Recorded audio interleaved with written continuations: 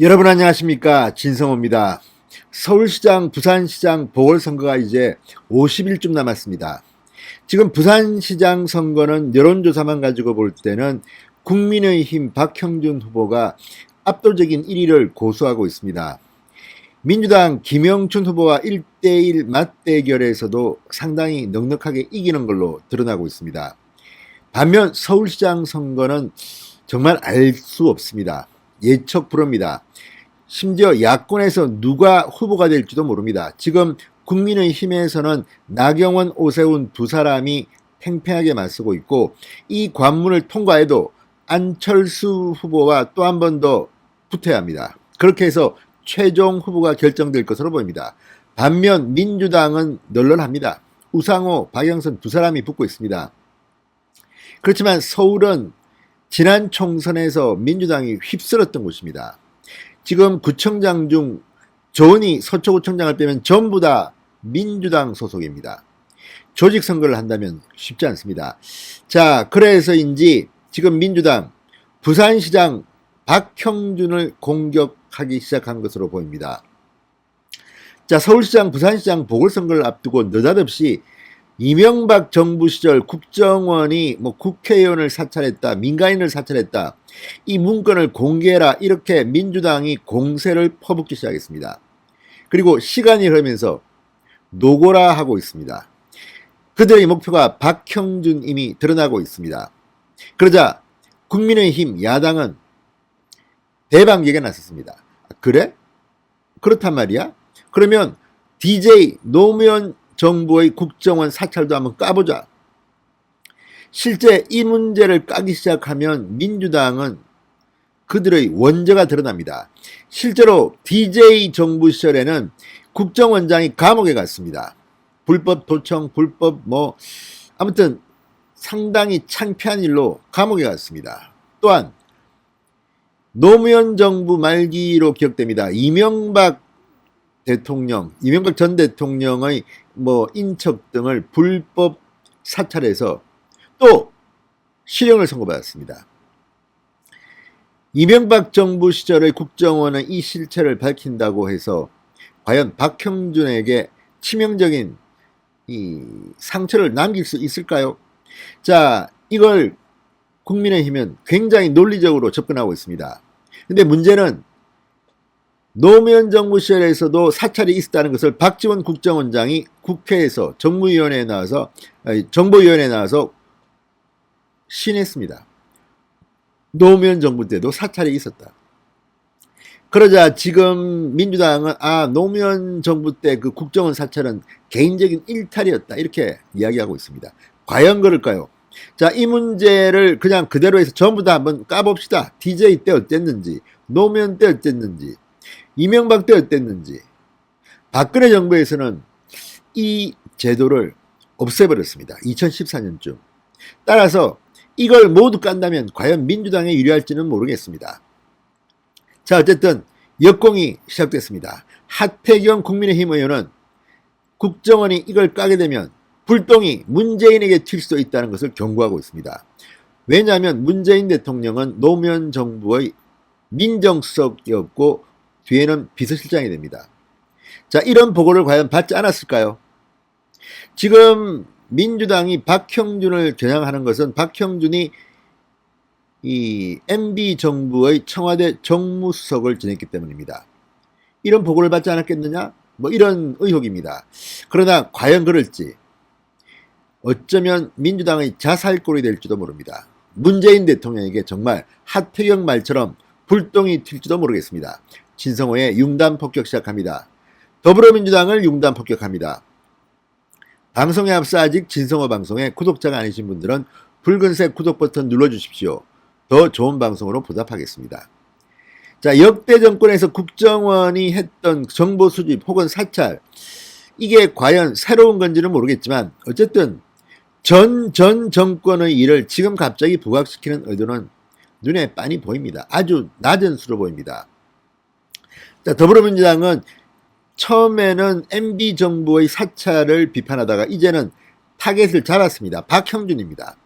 자, 오늘 일제히 박형준을 겨냥한 그런 발언들이 나왔습니다. 자, 안민석 민주당 의원 YTN 라디오에 나와서 박형준 교수가 이 사안을 정치공작으로 규정한 순간 불법 사찰을 시인한 것이다. 정무수석실의 주요 업무가 국회의원 관리이기 때문에 당연히 민정수석실이 공유했을 것이다. 이렇게 주장했습니다. MB정권 시절 청와대 정무수석을 지낸 박형준의 이력을 들추면서 이렇게 막 엮어내는 겁니다. 그러면서 MB정부 시절에 국회의원들이 도청당하고 있다, 뒷조사당하고 있다는 소문이 팽배했었다. 도청을 피하기 위해 국회의원들이 핸드폰 두세 개를 갖고 다니는 것이 유행이었던 시절이었다. 이렇게 강조했습니다. 저도 MB정부 시절에 국회의원을 했는데 핸드폰 두세 개 갖고 다니지도 않았고 도청했다는 말은 처음 듣습니다. 아무튼 뭐 이 문제 규명해 보시죠. 뭐 그렇지만 확실한 것은 DJ 시대는 도청을 해서 국정원장이 감옥에 갔다는 겁니다. 자, 민주당 전략기획위원장 정태호 의원 오늘 불교방송 라디오에 또 출연했습니다. 또 박형준을 겨냥한 발언을 합니다. 지금 부산에 출마하고 있는 박형준 전 의원이 그 당시 정무수석이었다. 그러니까 현재 출마하고 있는 후보자가 그 당시에 정무수석이었기 때문에 더 우리로서는 관심을 가질 수밖에 없다. 반드시 이거는 진실이 밝혀져야 하는 것이고 당시에 박형준 지금 후보가 정무수석이었으니까 본인의 이런 내용도 스스로 밝혀야 하는 게 아니냐 이렇게 압박했습니다. 윤건영 의원도 페이스북에 권력기관이 정보기관을 동원해서 불법 사찰을 했다면 그것은 어떻게 이용했을지 뻔하다. 판도라의 상자를 여는 것은 아닐까. 일말의 걱정은 된다. 하지만 국정원이 제대로 된 정보기관으로 거듭나기 위해서 반드시 필요한 일이다. 끝까지 밝혀내겠다. 이렇게 말했습니다. 자, 박지원 국정원장은 어제 정보위원회에 출석해서 당시 정무수석실 또는 박형준 수석이 관여돼 있다는 근거는 확인하지 못했다고 보고했습니다. 자, 그렇지만 이걸 보면 이들이 지금 얼마나 집요하게 박형준을 잡으려고 이런 정치 공작 같은 것을 하려는 것은 아닌지 의심이 됩니다. 이제 노골적으로 박형준을 겨냥하기 시작했습니다. 자, 더불어민주당이 MB정부 시절 사찰 문건에 대해서 비공개를 전제로 보고하는 방안을 검토하고 있다고 김병기 정보위 간사가 공세를 취하자 이제 국민의힘이 반격에 나섰습니다. 노무현 정부 때 국정원의 관행적 정보 수집 문건도 다 까라. 이런 주장입니다. 자, 지금 MB정부 국정원 정보 수집이 과연 이때 했을까요? 노무현 정부 시절부터 하던 것이 관행적으로 했을 가능성이 높다고 보고 있습니다. 2014년 박근혜 정부에서 국정원의 정부기관 상시 출입제도를 폐지하기 전까지는 국정원 직원들이 국회, 정부부처, 언론사 등에 상시 출입하면서 일상적으로 정보를 수집해왔습니다. 저 역시 조선일보 기자를 할 때 조선일보 담당 국정원 직원들과 뭐 차도 마시고 뭐 대화도 나누고 했습니다. 연락이 옵니다. 그때는 이렇게 이 언론기관, 뭐 국회, 정부부처 다 담당자들이 있었습니다. 서로 정보를 주고받고 합니다. 자, MB정부의 정보 수집 역시 박근혜 정부에서 이렇게 없애기 전까지는 관행적으로 해왔던 게 아닌가 이렇게 국민의힘은 보고 있습니다. 그러면서 국민의힘은 역으로 DJ 노무현 시대를 겨냥합니다. DJ 정부 시절 임동원, 신건 전 국정원장 재직 시 불법 도청을 방관 묵인한 혐의로 2007년 12월 항소심에서 각각 징역 3년, 집행유예 4년을 선고받았습니다. 감방까지 갔다는 이야기입니다. 이런 게 민주당 정권, 그때는 이름은 좀 달랐지만 그쪽 정권에서 일어났던 부끄러운 과거입니다. 자, 야당 인사들 사이에서는 DJ 정부 시절인 1999년 1월 국회에서 논란이 됐던 국회본관 529호 사건도 해야 됩니다. 당시 한나라당은 이곳에서 안기부가 정치사찰을 벌였다며 강제 진입을 하는 등 난리가 난 적이 있습니다. 노무현 정부에서도 정치인 사찰 논란이 끊이지 않았습니다. 국정원 직원이 2006년 8월에서 11월 당시 한나라당 대선 주자였던 이명박 전 서울시장의 친인척과 지인 131명의 개인정보 563건을 불법으로 열람한 혐의, 국가정보법 위반 등으로 2009년 7월 기소됐습니다. 대법원은 2011년 12월 이 고씨에게, 이 국정원 직원에게 징역 1년에 집행유예 2년의 실형을 확정했습니다.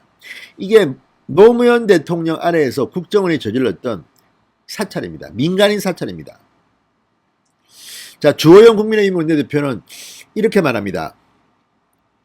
이전 정권 때 국회 529 사건, 신건 임동원 전 국정원장이 처벌받은 사건까지 모두 다 일관되게 정리하고 공개돼야 한다.